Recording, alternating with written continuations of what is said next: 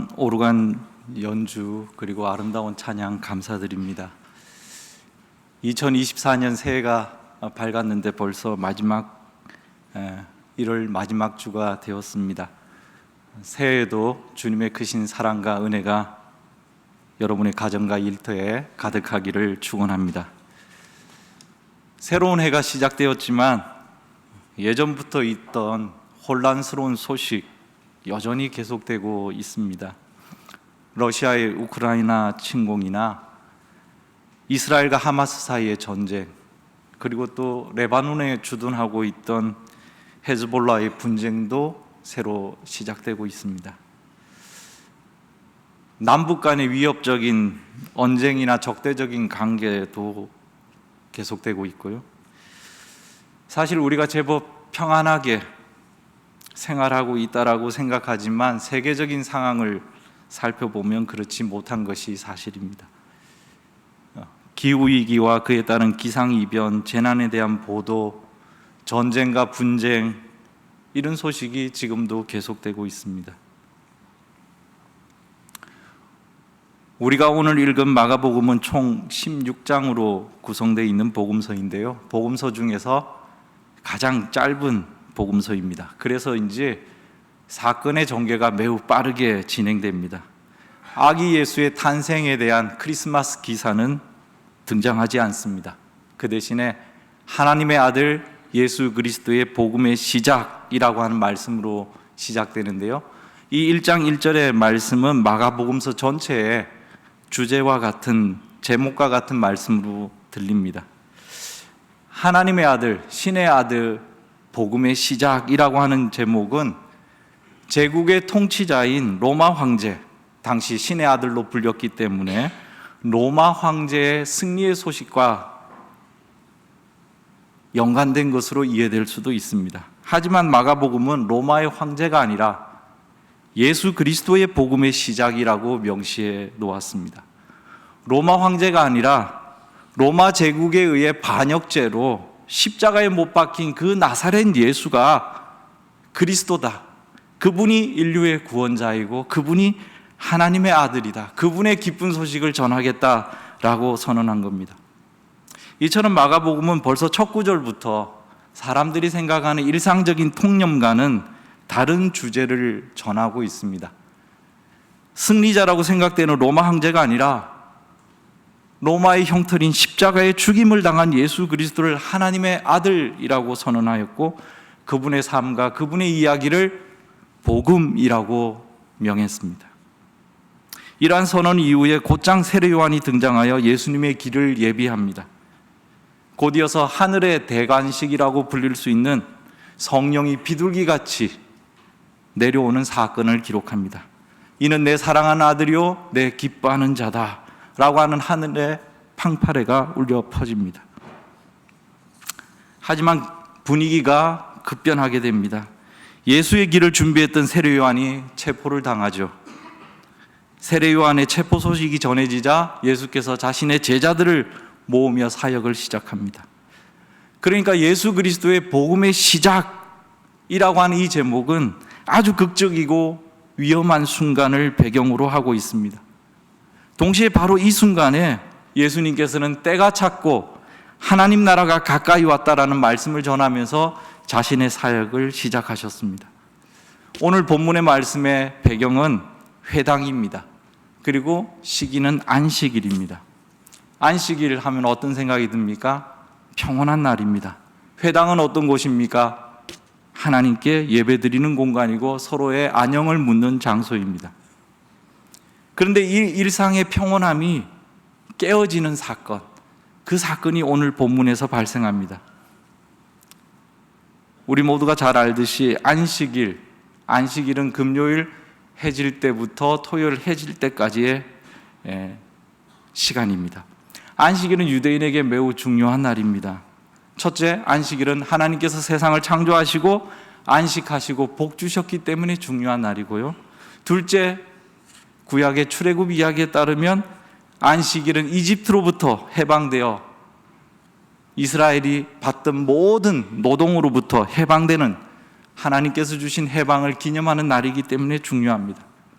하루도 쉼없이 일했던 히브리인들에게 이 안식은 얼마나 소중했겠습니까? 그렇기 때문에 안식일은 매우 소중한 날로 기억되고 있었던 것이죠. 바로 그 안식일이 시작되는 금요일 저녁에 이스라엘 가족들은 식탁에 모여 두 개의 초를 킵니다. 하나에는 기억하라 라는 문구가 있고 또 한 촛대에는 지켜라 라는 문구가 적혀 있습니다. 감사 기도를 드리고 가족들이 모여 식사를 하고 그 다음 토요일은 회당에 갑니다.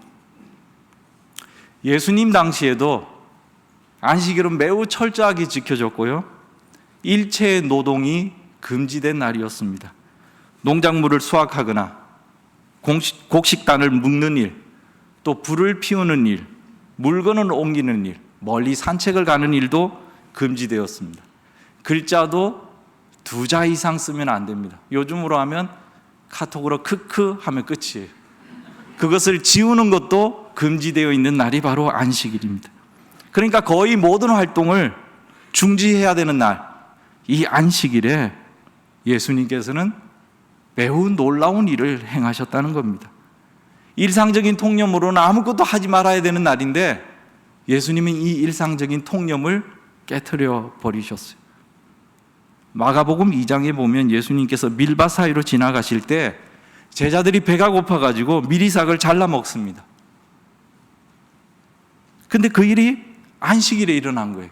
이 일로 바리새인들과 논쟁이 붙었습니다. 마가복음 3장에 보면 예수님께서 회당에 가셔가지고 한손 마른 사람을, 한쪽 손 마른 사람을 치유하는 일이 기록되어 있습니다.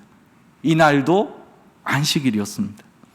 마가복음 3장 2절에 보면 사람들이 예수를 고발하려고 안식일에 그 사람을 고치는가 주시하고 있었다 이렇게 기록하고 있습니다.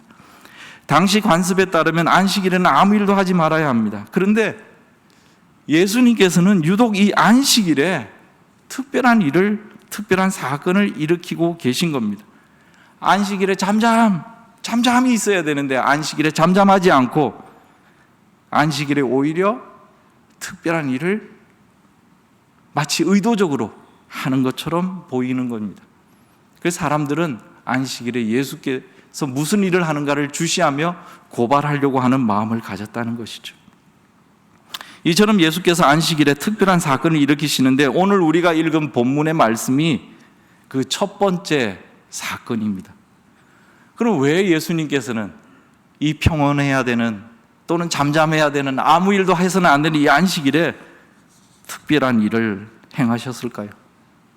안식일에 예수님이 하신 일의 본질은 무엇일까요?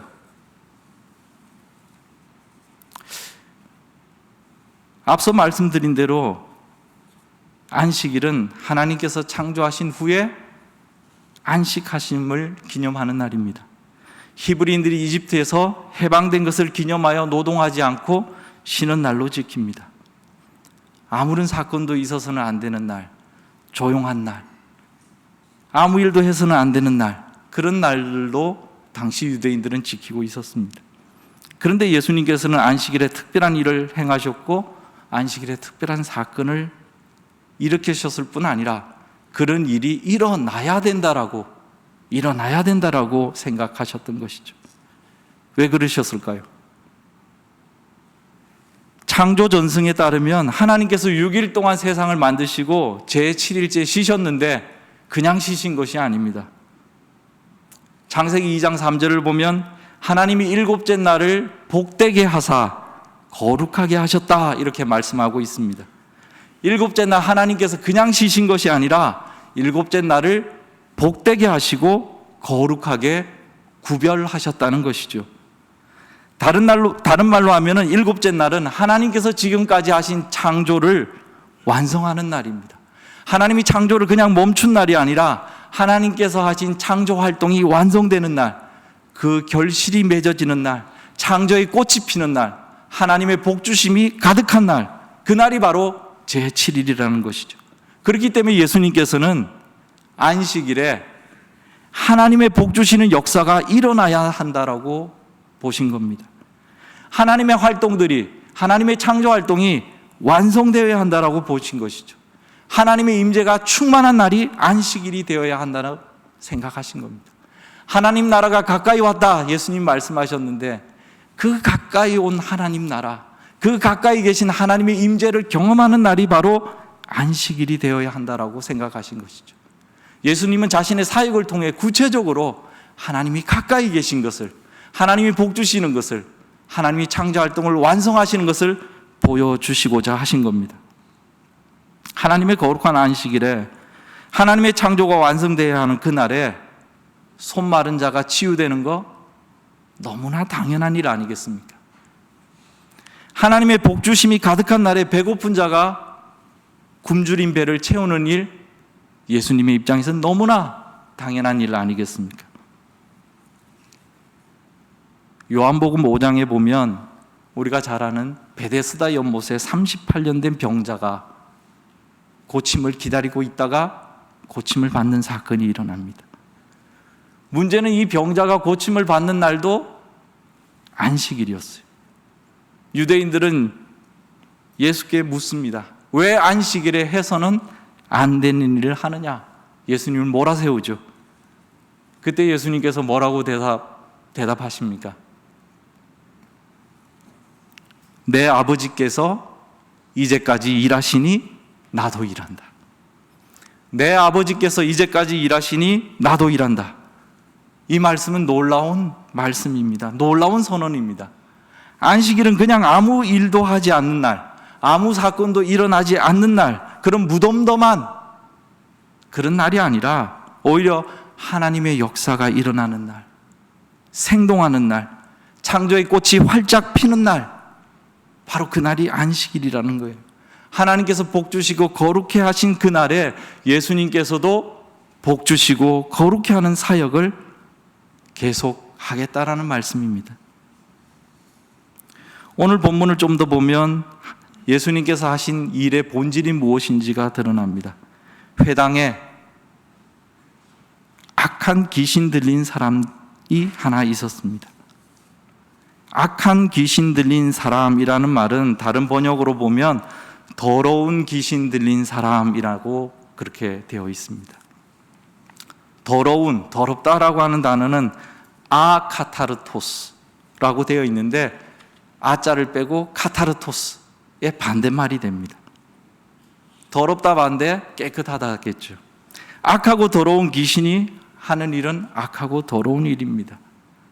악하고 더러운 정신이 세상을 혼란하게 합니다. 악하고 더러운 정신에 사로잡힐 때 그런 상태, 그를 오늘 본문은 악한 귀신 들림이라고 표현을 했습니다. 나를 주체할 수 없게 만드는 어떤 정신, 더러운 정신, 악한 정신, 그런 것들이 존재한다는 거예요. 내 마음을 내 마음대로 조정할 수 없는 것, 그것이 우리 인간의 경험입니다. 폭력과 전쟁과 온갖 악한 정신이 우리 시대를 사로잡아 우리 자신을 폭력의 노예로 만들기도 합니다. 거대한 폭력의 정신이 일상의 사소한 폭력을 용인해 버리기도 합니다. 심지어 안식일에도 전쟁과 폭력은 난무합니다. 창조가 완성되어야 할 이 안식일에 선한 창조가 깨트려지는 일이 일어나는 것이죠. 이것이 바로 오늘 우리의 현실입니다. 아니, 예수님 당시에도, 예언자들의 시대에도 안식일에 참된 평화와 안식보다는 폭력과 슬픔과 아픔의 소리가 넘쳐나고 있었던 거예요. 그러면 어떻게 해야 되겠습니까? 그냥 침묵하고 있어야 되겠습니까? 내 자신 안에 있는 나만의 평안 속에 침잠에 들어가야 하겠습니까? 나만 평안하면 된다라는 자세를 가져야 되겠습니까? 구약 성경에 보면 거짓 선지자 하나냐가 평화를 예언할 때 하나님의 선지자 예레미야가 그 거짓 평화에 도전을 합니다. 평화를 예언하는 선지자는 그 예언자의 말이 응한 후에야 그가 진실로 여호와께서 보내신 선지자로 인정받게 되리라. 신약 성경에 보면 그들이 평안하다, 안전하다 할 그때에 임신한 여자에게 해산의 고통이 이름같이 멸망이 갑자기 그들에게 이르니니 결코 피하지 못하리라. 하나님은 거짓 평화에 도전하고 진정한 평화, 모든 피조물이 하나님의 복주심을 누리게 되는 그 평화가 이루어지기를 갈망하라 라고 말씀하고 계신 것이죠. 오늘 본문에 악하고 더러운 귀신 들린 사람이 예수님에게 어떤 질문을 던집니까? 나사렛 사람 예수님, 왜 우리를 간섭하려 하십니까? 우리를 없애려고 오셨습니까? 나는 당신이 누구인지 압니다. 하나님께서 보내신 거룩한 분입니다. 회당에 있는 거짓 평화에 간섭하지 말라고 이야기하면서 예수님을 거룩한 분이라고 이야기했습니다. 악하고 더러운 정신과 예수님으로 대표되는 거룩한 정신이 마주치는 순간입니다. 우리를 없애려고 오셨습니까? 그렇습니다. 예수님께서 하시고자 하는 일의 핵심이 바로 여기에 있습니다. 거룩한 정신, 성령의 능력으로 악하고 더러운 정신을 몰아내는 것, 그것이 바로 예수님의 사역의 핵심입니다. 요한복음 10장 10절에 보면 나는 양으로 생명을 얻게 하고 더 풍성히 얻게 하려 한다. 생명의 영으로 충만하게 하는 일, 하나님께서 하신 그 창조의 일을 완성하는 일, 그 일을 위해 예수님이 오셨다는 거예요. 요한 1서 3장 8절에는 하나님의 아들은 마귀의 일을 멸하러 오셨다, 이렇게 기록되어 있습니다.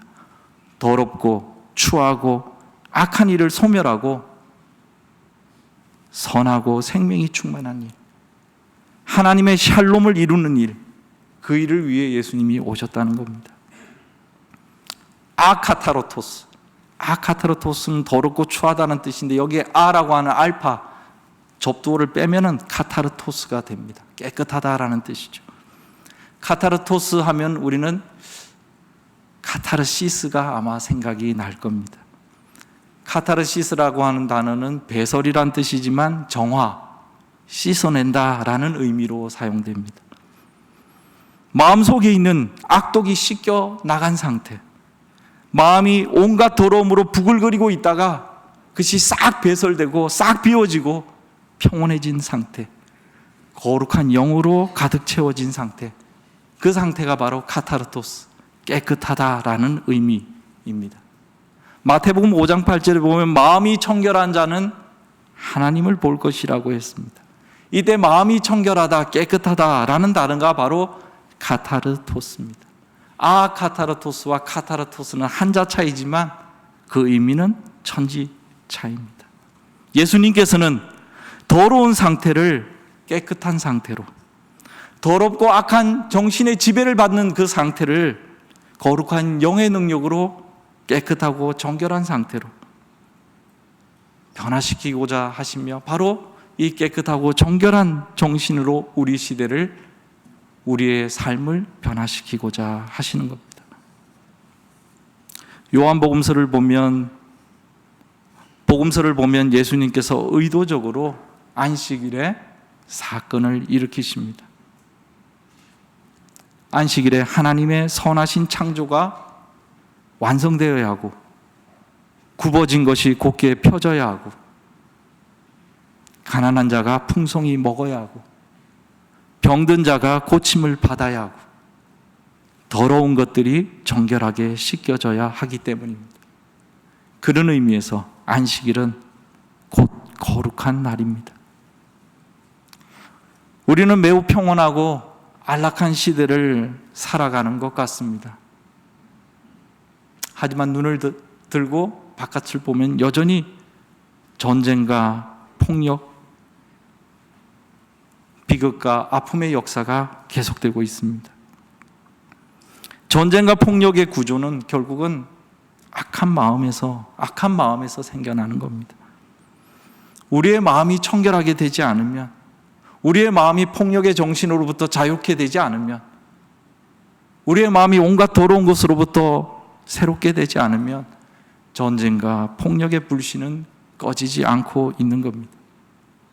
그런데 우리의 이 마음, 이 마음을 사로잡고 있는 것, 그것을 성경은 영, 정신이라고 표현했습니다.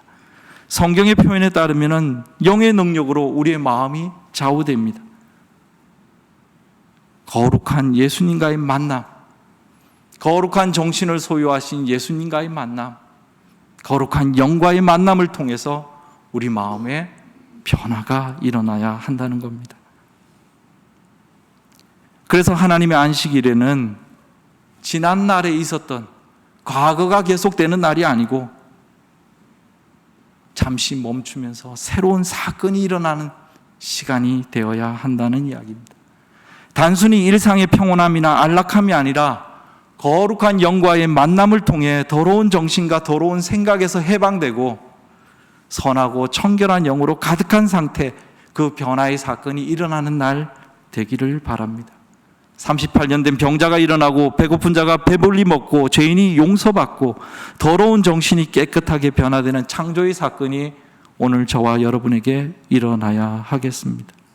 주님께서 간구하는 우리 모두에게 이와 같은 역사를 일으켜 주시기를 축원합니다. 아멘. 묵상으로 기도하겠습니다.